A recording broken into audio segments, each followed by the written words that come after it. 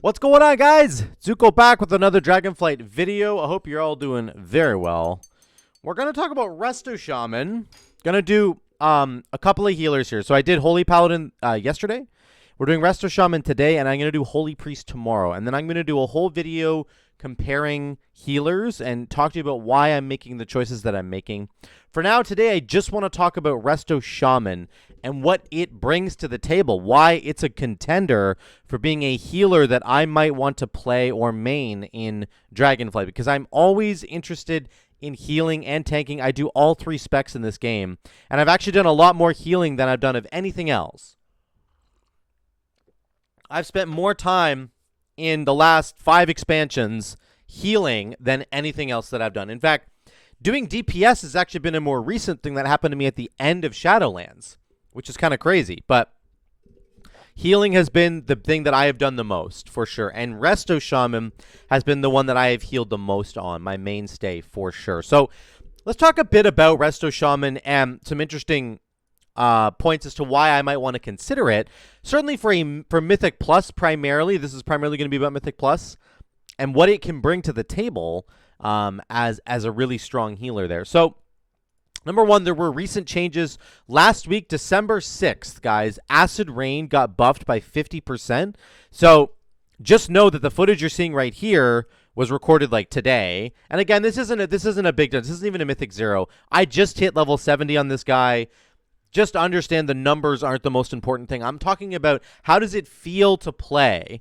How does it generally feel like I'm doing? Are the numbers like adequate? Not like am I looking to min-max stuff right now? I'm not max gear.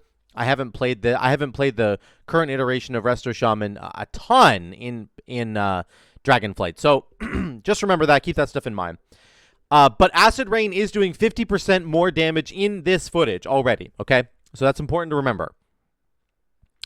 My first big point is that the damage actually feels pretty good. I've heard a lot of people complaining about Resto Shaman damage. A lot of the other people who do healing videos have talked about how bad Resto Shaman is in the higher keys for damage, and I understand what they're talking about.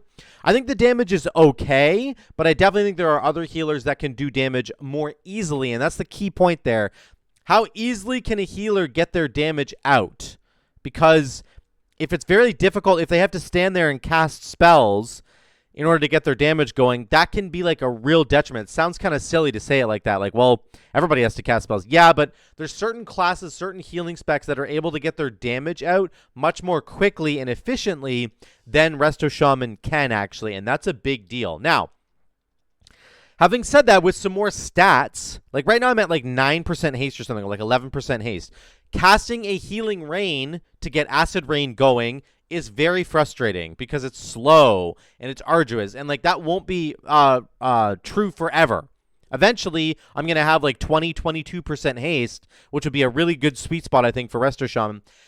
And I'll be able to cast Healing Rain really easily and get the Acid Rain going much more easily. But let's compare this to a Holy Paladin, for example.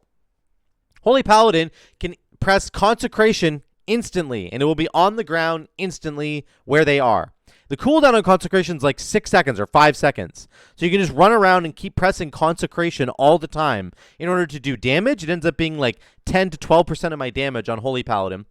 And it also heals everybody with things like Aura of Mercy. So it's really important to know like the difference between how easy is it to get your Acid Rain down versus getting something like Consecration down. And Holy Paladin is just so much easier to get your Consecration down. So that's when we're talking about like why Resto Shaman falls off a little bit. It's because you have to spend time putting Healing Rain down, and you have to hope that the enemies don't run out of it. Hope the tank doesn't drag it. So watch this right here. I'm trying to place Acid Rain or Healing Rain right in between these two packs. If this tank decides to move somewhere, like he just did, now half the mobs are outside of my Healing Rain. So I probably should have waited, but I'm trying to be like as quick and efficient as possible to get my damage going. Now, I'm still doing decent damage here. This is where I'm saying it's like it's kind of bad, but kind of not. Like I end up doing a lot of damage as Resto Shaman anyway, but you have to put that Healing Rain in the exact right spot, and that can be really frustrating when it comes to trying to do damage with Acid Rain. So I feel like there's other specs like Holy Paladin that are more flexible that way. Stormkeeper and Lava Burst feel really, really, really good. Let me just say that. Stormkeeper is just this awesome burst combo that you get. Just boom, man. You get to throw it crazy amounts of damage with Stormkeeper. Chain Lightning's very, very good to make the plus. Lava Surge, it feels really great, of course, as well, because it gives you those instant lava bursts, which lava burst is hitting really hard, by the way. I do think Hero talked about this in one of his videos or on stream, that he feels like Resto Shaman has the highest single target DPS of the healers, and I think that that's true. They can pump damage. I mean, I'm pumping damage right now without even pressing Stormkeeper. You can see it's not that bad, guys, but it's all about, like, ease of execution, passive damage. How easy is it to get your damage online, and how much do you have to focus your energy on doing damage, which means you can't do healing at the same time. Very important to remember those things, and I'll talk a little bit about that in a minute, because Resto Shaman does have tools to help them do passive healing, which allows them to do more damage. And it's important to remember that. Now, the only last thing I'm going to say about damage is that you do have to take 3 talent points to sort of get Resto Shaman damage online. So you have to take Stormkeeper. In my mind, you have to take Lava Surge, and you have to take Acid Rain. Now, Acid Rain might be the only one that you don't have to take, but they just buffed it by 50%. So I think for now, you have to take it and try your best to put those healing rains on the ground to get the damage going. That's really important. But so that does mean that you're losing 3 talent points on the spec side in order to take this damage. Now, I'm not saying that, like, Holy Paladin or Holy Priest, for example, doesn't also have to take some of those talents. So, like, Holy Priest has to take Holy Fire, Imperial Blaze, and then there's another talent point at the bottom that buffs your smite damage against people that have Holy Fire on them. So it is a similar situation. It's just something to keep in mind. You do have to put those points into these DPS nodes, and it will take away a little bit from your healing because you're putting points into damage instead of healing, right? So just keep that in mind. Now, the class tree, of course, feels really, really good for Resto Shaman. It always feels really, really strong, the class tree. You have so many utility options. The only thing I'll say for Resto Shaman is it feels like you want to take everything, but you can't. Like, for example, right now on my tree, I'm not taking Stone Skin Totem or Tranquil Air Totem or Poison Cleansing Totem.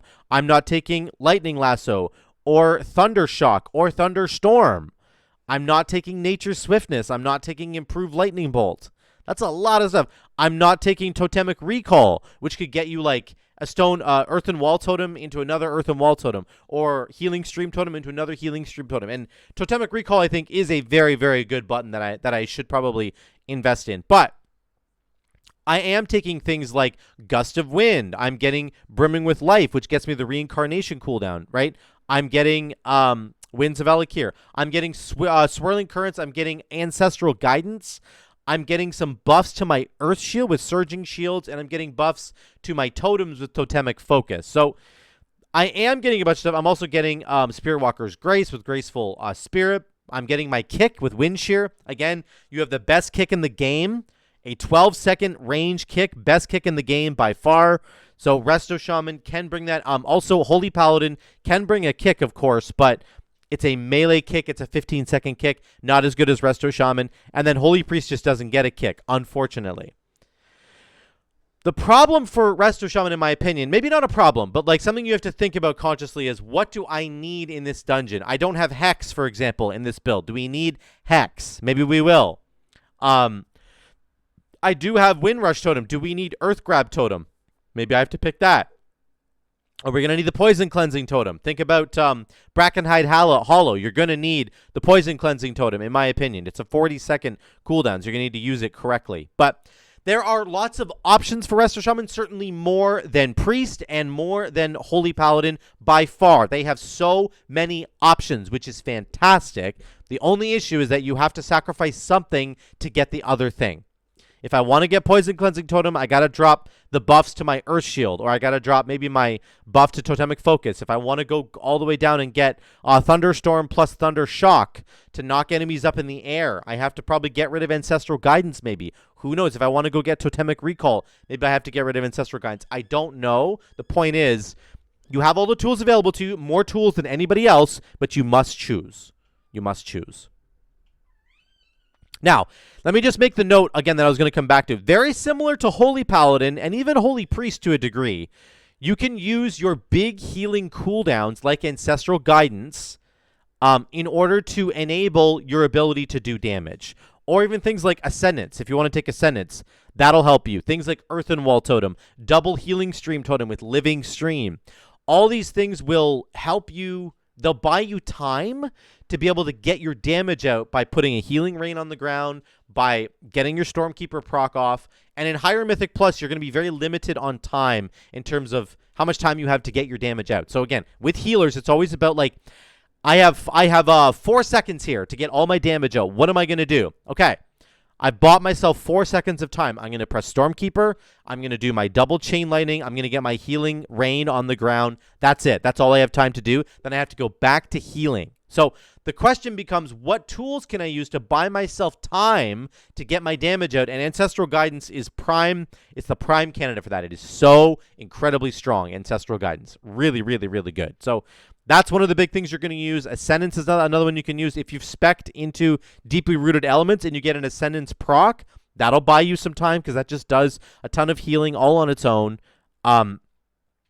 There's a couple different options there for you, but just remember, it's always important to recognize, like, how can I do my damage quickly and efficiently? What tools do I have to help me do that? I feel like, you know, for Holy Priest, for example, they have Imperial Blaze, right? You press Holy Fire once, then you press Imperial Blaze, and then you get 3 extra Holy Fires for free, instant cast for free. They're awesome. They're very, very easy to get off. So that is something. Oh, just got to follow on Twitch.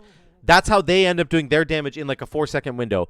Holy Paladin, it's like Divine Toll plus your Holy Shock. You basically got your damage already. Consecration plus Divine Toll. You're basically done. I mean, you're always doing damage with Crusader Strike and stuff, but if we're talking about the burst window, they have the easiest, most effective, easiest to execute burst window. You just press Divine Toll, you press, and then, you know, into some Shield of the Righteouses to get some damage off, and then you can pop AG, not AG, sorry, you can pop AC, which is your wings, right? If you want to do Avenging Crusader, you can pop that to do extra damage as well. Tons of damage coming out of Holy Paladin. It feels like they have the easiest burst window to kind of execute. But for Shaman, you do have tools to help you get there. You just have to remember to use them effectively. One of the last things I want to mention about Shaman, which makes them actually incredibly strong, very powerful, is that they do have multiple build paths. Let me skip ahead a little bit here. We'll get to this boss here. They do have multiple build paths, which I think is very important to recognize.